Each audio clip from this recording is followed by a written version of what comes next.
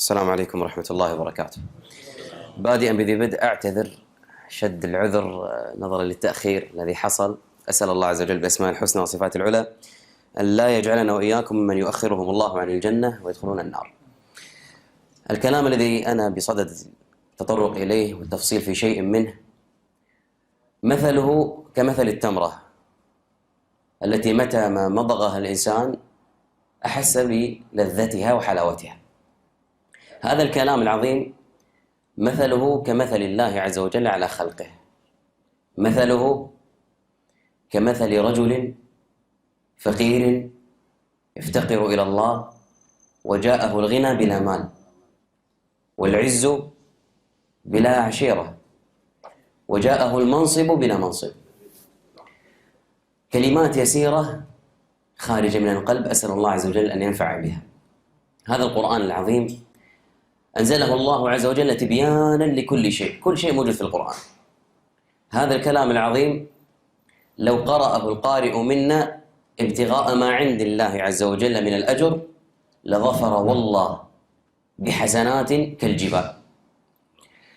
إذا كان الله عز وجل سمى قارئ القرآن وتوارد على ذلك صحابة النبي صلى الله عليه وسلم بتسميتها آية القراء، سماها تجارة.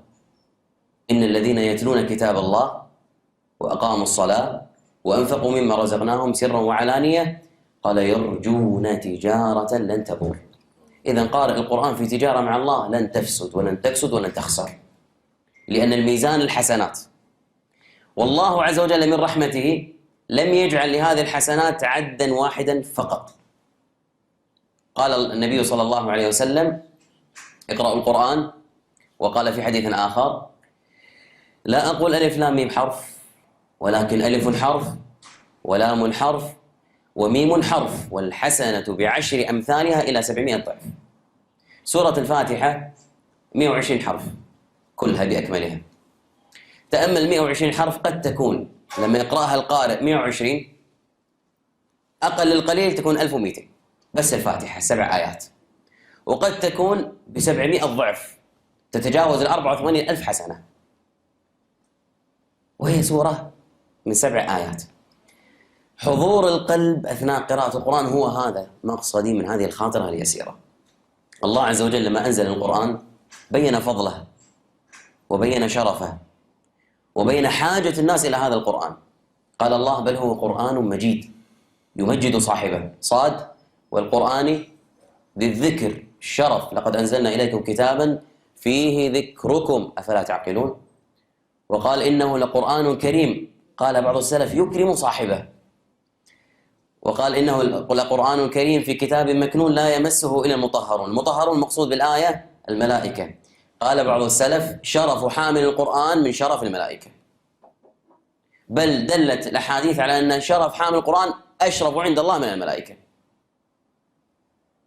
قال الله عن الملائكة في القرآن لا يعصون الله ما أمرهم ويفعلون ما يؤمرون، نعم. يسبحون الله الليل والنهار لا يفترون، نعم. لكن قارئ القرآن حافظ القرآن متدبر القرآن العامل بالقرآن أفضل عند الله عز وجل من هؤلاء الملائكة المقربون. إخواني، إذا صلينا الصلاة القلوب وللأسف الشديد تسمع الإمام يقرأ الفاتحة ما تيسر بسم الله تونا مكبرين السلام عليكم ورحمة الله السلام عليكم ورحمة الله. واقع شئنا ما بين واقع. السبب قال أهل العلم موانع تدبر القرآن 3. أولا انشغال الذهن. إنسان إذا كبر الله أكبر حركات اعتادها في الجسد، وربما حضور القلب أثناء الصلاة ما يحضر. الله أكبر كبر مع الإمام، قرأ الإمام الفاتحة، آيات زلزلة، آيات فيها من الوعد والوعيد والشيء الذي تتفطر منه القلوب وتتصدع منه الجبال، ومع ذلك صاحبنا وصاحبنا هذا كلنا الواقع الكلام عن نفسي أولكم والجميع. آيات لو أنزلت على جبل لتصدع، لو أنزلت على كما ذكر الله عز وجل لو كان كلام يتلى فيحرك الجبال تقطع الأرض يكلم به الموتى لكان هذا القرآن العظيم. ولو أن قرآنا سيرت به الجبال أو قطعت به الأرض أو كلم به الموتى بل لله الأمر جميعا. هذا القرآن الذي حرص السلف على أن يكون لهم ختمة يقرؤون ويعملون ويتدبرون ويتلون ويتنغمون ويترنمون بهذا القرآن العظيم. السبب الذي حال بيننا وبين حلاوة القرآن الترنم بالقرآن كما ذكرت ثلاثة. الأولى الانشغال، سرحان الذهن، بعد حضور القلب، هذا الأول. الثاني كثرة الذنوب والمعاصي. إذا كانت الذنوب والمعاصي تحول بيننا وبين نزول المطر، وما منع قوم زكاة أموالهم إلا منعوا القطر من السماء، قال أهل العلم دلالة على أن الذنوب تمحق البركة، وإن العبد ليحرم الرزق بالذنب يصيبه، أو كما قال عليه الصلاة والسلام. الأمر الثالث ترك أعظم عبادة المؤدية إلى تدبر القرآن وهي الدعاء. يقول الله وقال ربكم ادعوني أستجب لكم. اليوم إذا واحد منا وعد الثاني فقال له سو تأخذ، مستحيل يخلف في الثانية. روح تلقى، تعال أعطيك، وعد ووعيد على طول، أو عفوا طلب وتنفيذ للمطلوب. إذا كان الله عز وجل قال أمرك بالدعاء تدعوه، ومن كرمه أمرك بأنه سيستجيب لك، وقال ربكم ادعوني أستجب لكم وإذا سألك عبادي عني فإني قريب أجيب دعوة الداعي إذا دعان. بين حال الإجابة وشكك إذا دعا العبد، وإن لم يدعو الله عز وجل من قبل ومن بعد مستجيب له. إخواني سبحان الله، والله لو تأمل الواحد منا في لفظ القرآن، ألفاظ القرآن، آيات القرآن، كلمات المفسرين عن القرآن، شيء لا يخطر بقلب أحد. حنا اليوم ممكن نواجه صعوبة في فهم بعض الآيات نظرا لتأخر بعد الناس عن اللغة العربية، بعد الناس عن تفهم القرآن حق التفهم، لكن السلف يفهمون، رأوها كما قال بعضهم رسائل من ربهم تأمرهم بالأمر فيأتمرون وتنهاهم عن النهي فينتهون. كان القرطبي رحمه الله تعالى يقول أو غيره، وتروى أيضا عن الإمام الشنقيطي رحمه الله: إياك أن يزهدك في كتاب الله كثرة الزاهدين. والله العظيم نحن أول الزاهدين، والله الذي لا إله غيره، ونسأل الله أن يعمنا برحمته. كم يمر علينا اليوم تلو اليوم تلو اليوم، ما أقول جزء ولا حزب ولا صفحة يقرأها الإنسان بتأمل وتدبر وتعقل يفهم ما فيها. الجواب نقط. هل يوجد أحد؟ إن كان هو موجود فهو على خير عظيم. إياك ثم إياك أن يزهدك في كتاب الله كثرة الزاهدين. سبحان الله. الصابوني صاحب التفسير وأيضا أثر عن غير المفسرين يقول: تأملت القرآن بعد أن قضى 70 سنة في مناظرات بينه وبين أهل البدع، قولكم في كذا مع يهود ونصارى وأهل كلام، قال: تأملت الطرق الكلامية والتأويلات الفلسفية فما رأيتها تشفي عليلا ولا تروي غليلا، ولم أرى أقرب الطرق إلى القلب مثل طريقة القرآن. لكن اليوم تسمع آيات ما يصير شيء، ما يتعب القلب، ما يتفطر. ما نبي نسمع مثل السلف لما كانوا يسمعون القرآن كان بعضهم يخر مغشيا عليه، وبعضهم ربما يموت. هذا واقع وفي صحيح مسلم وغيره. مو هذا المطلوب من الناس اليوم. المطلوب إذا قرأ آية يفهمها بس. لما أنزل الله وبين الفضائل كلها عاتب الناس، عاتب المؤمنين: أفلا يتدبرون القرآن؟ أفلا يتدبرون القرآن؟ ألم يأن للذين آمنوا أن تخشع قلوبهم لذكر الله وما نزل من الحق. مو كافي انشغال في الدنيا وتخطيط للدنيا وانغماس في شهوات الدنيا وانصراف عن هذا الكتاب الذي عدده في المساجد، وأراهن على ذلك عدد المصاحف في كل مسجد يفوق عدد المصلين. صح ولا لا؟ ومع ذلك القرآن هو القرآن من رمضان إلى رمضان. بعض الناس يبدأ يقول لك: يا أخي خلنا نبدأ، جزاهم الله خير، الحين أهل التقنية حطوا لنا مصاحف في التليفونات، أقرأ من التليفون. طيب هذا بداية بداية طريق الشيطان. طيب جاتك لك رسالة أثناء قراءتك للقرآن، لحق على القراءة، شوف الرسالة. جاك اتصال أثناء قراءة القرآن من التليفون، نشوف الاتصال، الرد. لكن المواظبة على قراءة القرآن، هل مثل أن يفتح الواحد منا المصحف لا يشغله عنه شيء؟ هل يستويان مثلا؟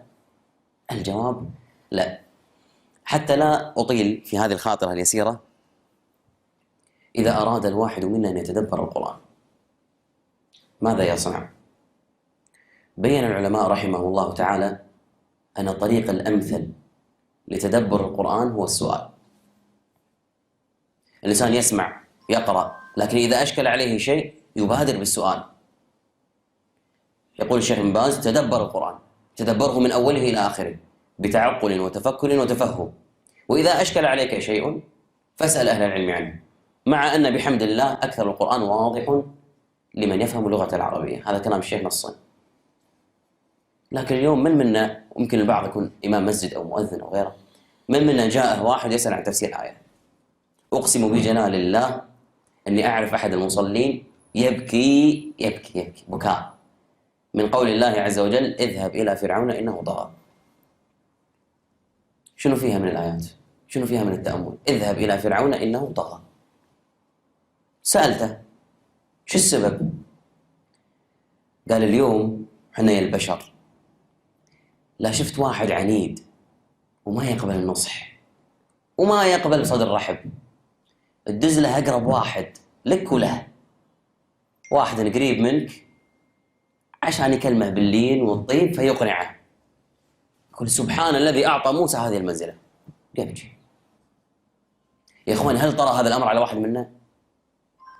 اذهب إلى فرعون إنه طغى. يا أخي، الله عز وجل يأمر نبي من الأنبياء أن يؤدي رسالة من الرسالات، لكن صدق في هذا. وقول واحد السلف: لو أوتي واحد من الناس 1000 فهم على أن يدرك تفسير آية ما استطاع. حتى قال بعضهم: من زعم أنه أحاط بتفسير آية فقد كذب، لأن القرآن حمال وجوه. كما ذكرت، السؤال يا أخوان، ليبدأ الإنسان بشيء يسير، سورة من سور جزء عامة بداية، أو آية من الطوال. يا أخي، ليمضي فيك العمر، فإن كنت على خير فأنت على خير. بداية قراءتك للقرآن واستمرارك بالتدبر والتفهم والتعقل، أنت على خير سواء مت أو لم تمت. مسيرتك مع القرآن ماشية. بعض السلف كان يجعل لها ختمتين: ختمة يختم فيها القرآن، وهذا تكون كل 3 أيام أو كل أسبوع كما ورد عن بعضهم، وختمة يقرأ منها آية يتفهم ويتفكر. الحمد لله رب العالمين، أول آية شلون أتفهم؟ شلون أتعقل هذا المعنى؟ الحمد لله واحد يحمد ربه؟ لا، الحمد لله رب العالمين سبقت بألف ولام، تشمل جميع أنواع المحامد، فتقول الحمد لله على الصحة، الحمد لله على الغنى، الحمد لله على المال، الحمد لله على اللسان الذاكر، الحمد لله على البصر، الحمد لله على السمع، الحمد لله على المشي. وعدد من نعم الله عز وجل عليك ما لا تحصي، وإن تعودوا نعمة الله لا تحصوها. رب العالمين. إخواني، هذه الطريقة حتى لو يبدأ الإنسان من الليلة كتاب التفسير الميسر سهل واضح، إذا قرأ الواحد منا آية يفهمها. وليكن حتى بعض المصلين يحرص أن بعد أي صلاة جهرية يسأل الإمام: إيش قريت؟ والله قرأت من قول الله كذا إلى كذا. طيب جزاك الله خير، في آية أنا ما فهمتها. اسأل الإمام، اسأل. يا أخي، قصة موسى عليه الصلاة والسلام في هذا الموضع يا أخي فيها فانفلق. إيش معنات انفلق؟ يا أخي فيها عسعس. إيش معنات عسعس؟ فيها الغاسق. إيش معنات الغاسق؟ إذا بدأ الإنسان مع غيره بهذه السلسلة اليسيرة يفهم بها كتاب الله ويقرأه على تقوى وتفهم، بذلك يكون المقصود الأعظم ممن يتدبر القرآن فيعمل به. إخواني، أعظم الناس شؤما يوم القيامة كما ورد عن بعض السلف هو الذي يؤتى القرآن سهلا ولا يعمل به. كم واحد من أمة الناس اليوم هجران القرآن، قال بعض السلف: هاجر القرآن هو من يهجر إحدى خمس، يهجر إحدى خمس: قراءة، كثير من الناس هاجر القراءة. العمل، كثير من الناس يهجر العمل. التدبر، كثير من الناس يهجر التدبر. التحاكم إلى القرآن، كثير من الناس ما يتحاكم القرآن. الاستشفاء بالقرآن، كثير من الناس يلجأ للدكتور الفلاني ويعتقد بأن الشفاء بيد هذا الدكتور ولا يستشفي بالقرآن. أختم بأن السلف رحمهم الله تعالى كانوا يعظمون القرآن، وربما لو أذكر بعض الأمثلة يظن الظان أنها تافهة، لكن يعظمونها. عمر بن الخطاب منزلة رجل من خادم إلى والي،